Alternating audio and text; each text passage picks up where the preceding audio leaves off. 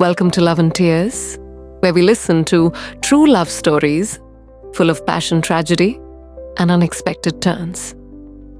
If you are new to the channel, don't forget to like and subscribe. Turn on the notification bell so you don't miss any stories. Your support is the motivation for me to continue bringing stories that touch my heart. Today I want to tell you a story that the character in it never thought he would share. A story about desire, about the fragile line between right and wrong, and about how love can burn, even when we think youth and passion are in the past. My name is Sarah. I'm 47 years old. I have been divorced for 7 years, living alone in a quiet house, sometimes too quiet. My daughter is grown up, has her own life. I filled my evenings with books, wine gardening, and occasional dinner with friends. I used to tell myself I didn't need anything more. That passion and recklessness belonged to youth. Until one afternoon at my best friend Linda's house, I unexpectedly met her son, Ethan. I used to know that boy. Skinny, messy hair, she smile. I still remember the image of him running barefoot through my backyard, holding a water gun, his voice breaking in puberty. I used to sit with Linda, sipping wine, laughing about his clumsy first love in high school, but Ethan is no longer the boy he was. He's 25 years old, a real man with broad shoulders, a firm body under a simple t-shirt, deep, dark eyes, and a slightly tilted smile that makes my heart skip a beat. "Hello, Ms. Matthews." Ethan smiled, emphasizing the word Miss, as if to make me realize my age. "Just call me Sarah." I laughed back, but inside I was agitated, a feeling I had long forgotten. The fleeting touch of Ethan's hand as he left that day, seemingly unintentional, haunted me forever. And then in the days that followed, I realized I thought about him more than I should have. As time passed, Ethan began to appear more frequently. At first, only when he was with his mother. But then he found reasons to stop by, to help me carry things from the car into the house, or fix the broken lawnmower. I still remember the image of him sweat-soaking his shirt hands, greasy, and me pretending to calmly hand him a glass of iced tea while my heart pounded. Each small gesture gradually became more than accidental eyes, lingering longer than necessary. The distance between us getting shorter, the light touches that seemed accidental, but were not. I told myself it was just an illusion. But it wasn't. No one could mistake that smoldering current. And then, one evening, the inevitable happened. That evening, I had just poured my drink when I heard a knock on the door. It was Ethan. T-shirt jeans, slightly messy hair, a confident tilted smile. "I was passing by, wanted to make sure the lawnmower was okay," he joked. I laughed, inviting him in. 2 glasses of wine, random conversation eyes, meeting, breathing closer. And then when Ethan leaned in and whispered, "You're not old, Sarah. You're more beautiful than many women in their 30s. My heart skipped a beat. The compliment was not polite, but so real it made me tremble. The kiss came like a flash. I paused, about to stop it, but then I responded just for a moment, then quickly pulled away. "No, Ethan, you're Linda's son. I'm 20 years older than you." But his eyes didn't waver. "I don't care. I've wanted this for a long time, and I know you have too." My barriers crumbled before that certainty. When his lips pressed down again, deeper, more forcefully, I didn't resist.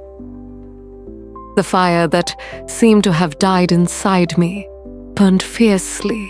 That night, I crossed a line I had sworn I would never cross. But after it all settled, as we lay side by side, our breaths still smelling of alcohol and sweat, the only thing I felt wasn't regret. It was life.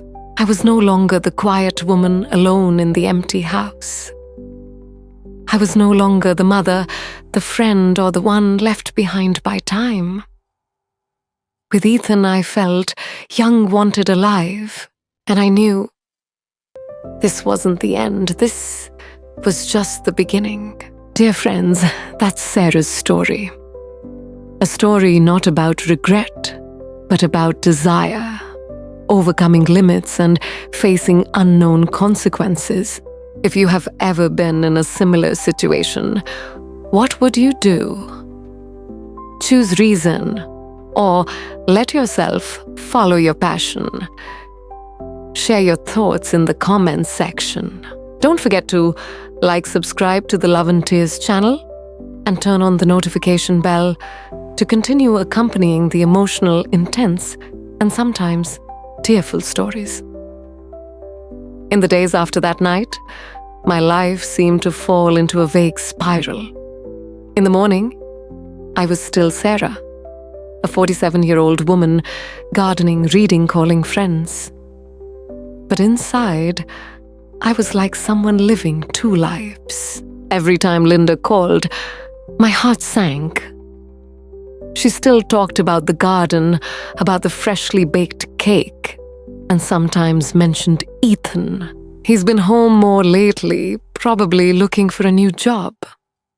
I'm so happy, Sarah. It's been a long time since he's been so open.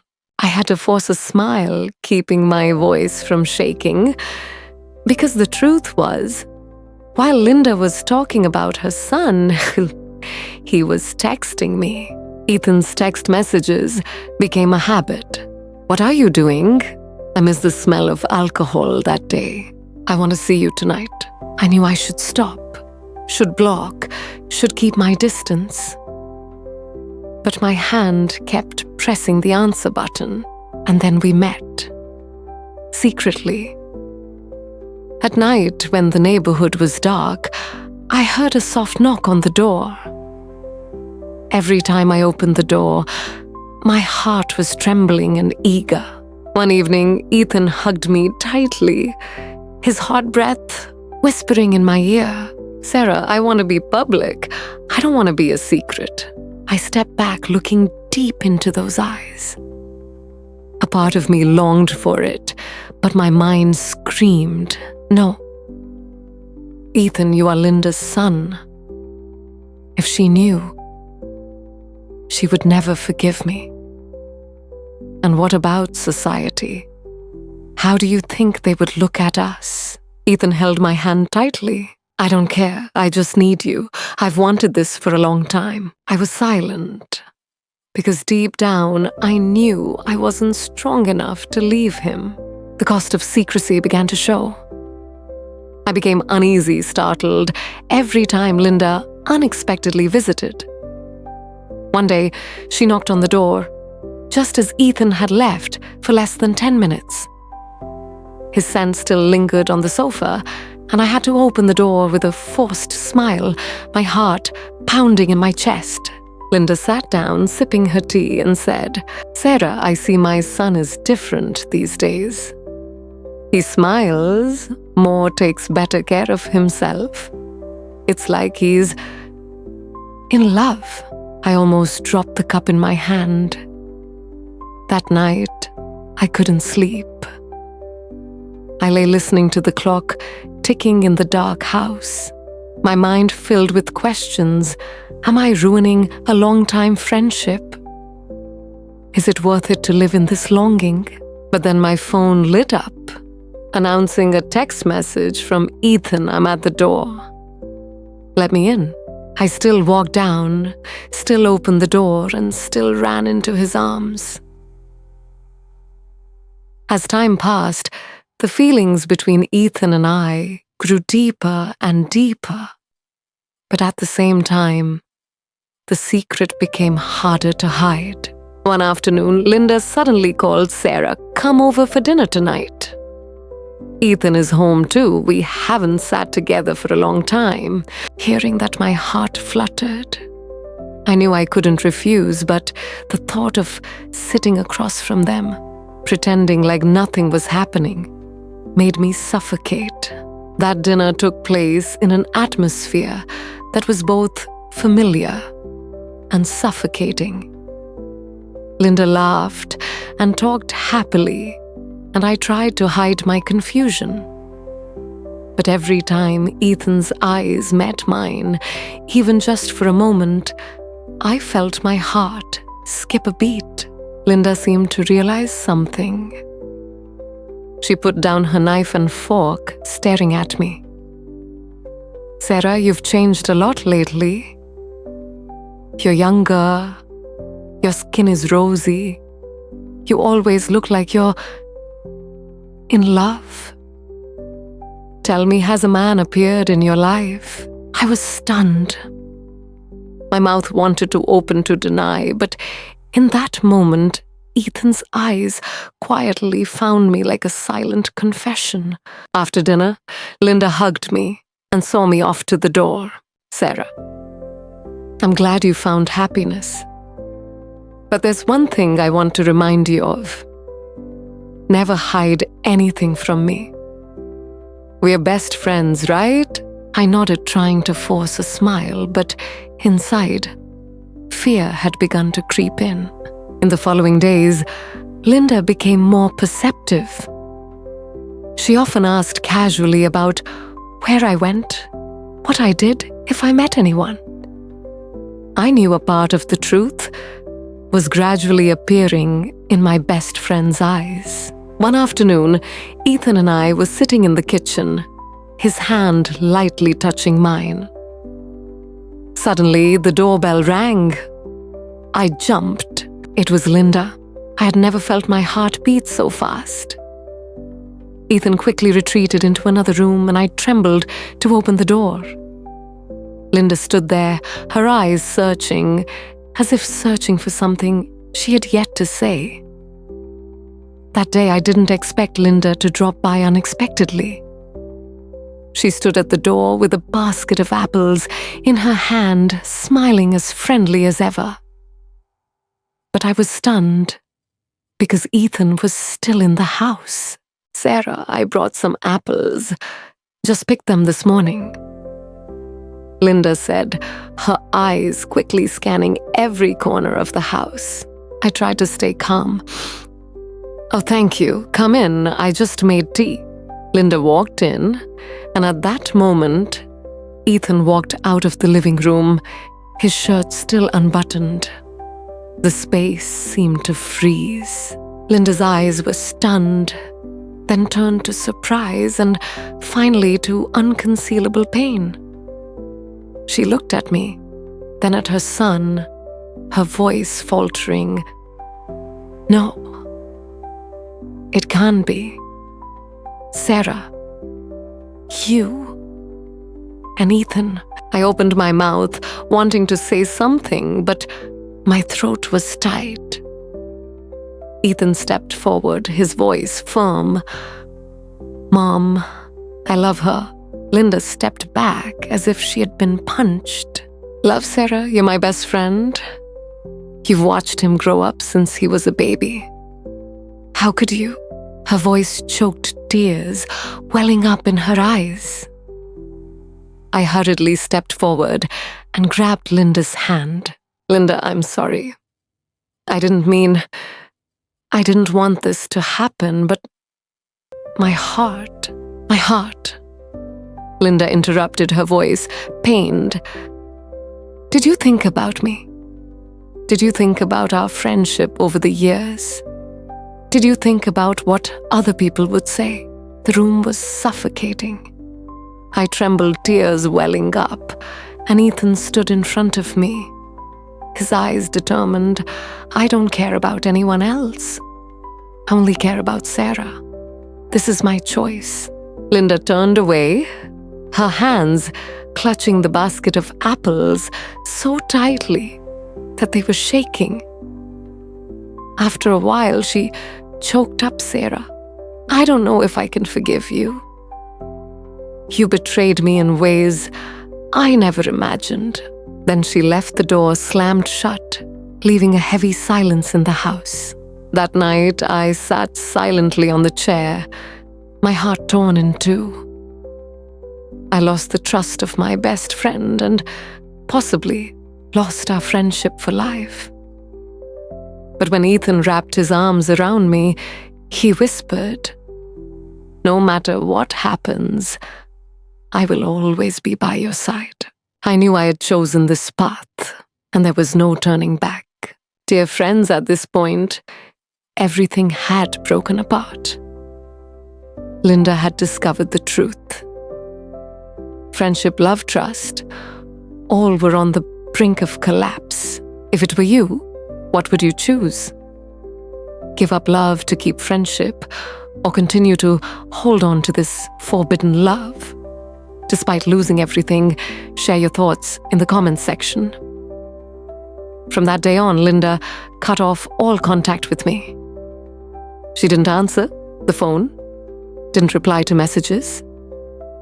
When we met by chance on the street, she just glanced at me coldly and then turned away, as if I had never existed in her life. The most painful thing was the looks. The neighbors started whispering. I clearly felt the scrutiny every time I went out. They didn't say it directly, but that implied silence made me suffocate. One morning, while buying coffee, I heard two women behind me whispering, "Is that Sarah? I heard she's seeing her best friend's son." Oh my God, I can't believe it. 47 years old, and still I stood there stunned. The coffee cup in my hand was shaking, about to fall. Meanwhile, Ethan was even more determined. "Let them talk, Sarah. We don't need to explain to anyone, just you and me." But I was different. I am no longer the 25-year-old girl who defied everything. I am a woman who has gone through almost half of her life, clearly understanding that gossip can ruin not only love, but also life. Linda, my close friend for many years, has now become a bleeding wound in my heart. Every time I see her angry and disappointed eyes, I wonder, is this love worth giving up everything? One night I sat alone in the living room, my glass of wine slowly draining. The yellow light cast a shadow on my tired face. Ethan came, sat next to me, and hugged me tightly. "Sarah, I love you. I don't care about my mother or other people or gossip. Do you believe me?" I looked deeply into those eyes full of youthful passion, shining with unhesitating love. But inside me, there was fear. There was conflict. "Ethan, I have a whole future ahead of me. And my mother, she will never forgive us. And you know what? The whole world will never be on our side." Tears rolled down my face, but Ethan held my hand tightly, whispering, "Then we will stand by each other." Guys, this is where the story becomes more intense than ever. Sarah is stuck between her intense love for Ethan and the painful loss of her friendship, along with the heavy pressure from society. If it were you, would you choose to hold on to love despite all the gossip, or accept to let go to save your honor and friendship? In the last days, I lived in a state of storm. On one side was Ethan's earnest eyes, on the other was Linda's cold emptiness and the constant gossip from society. One afternoon, Linda came to see me. It was the first time in many weeks of silence. She stood at my door, her face haggard, but her eyes determined. "Sarah, I didn't come here to argue. I came to say it straight. You have to leave Ethan. You are destroying him and our friendship." I choked up. My heart ached when I heard the word destroy. Linda continued, "Do you know what people outside are saying? They laugh, they mock, they look down on you and my son. I can't take it anymore." Sarah let him go. I was silent, tears welling up. That night, Ethan and I met for the last time. We sat in the familiar room where so many memories were kept, but no one said a word. Finally, I said softly, "Ethan, I love you. But love isn't always enough. You have a whole life ahead of you. I can't selfishly keep you, and then we all have to live in darkness and pain." Ethan held my hand tightly, his voice breaking. "I don't need any other light but you. Don't leave me, Sarah. I beg you." I reached out to stroke his hair, each soft strand slipping through my fingers. Then I placed one last kiss on Ethan's lips, a kiss full of tears, full of regret, but also a goodbye.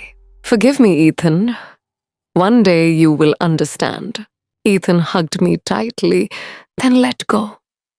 His eyes were red, but I knew I had to be steadfast. The next day I texted Linda, "I've made my choice.